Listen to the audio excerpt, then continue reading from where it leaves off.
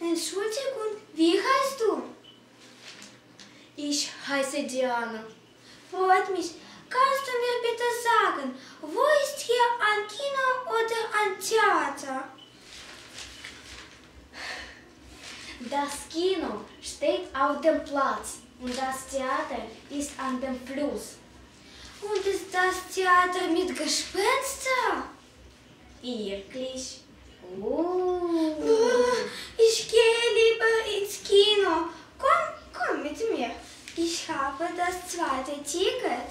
Oh ja, natürlich. Du wirst das nicht bereuen. Der Film ist ja schon super, klasse, fantastisch und neben ist ein schöner Park.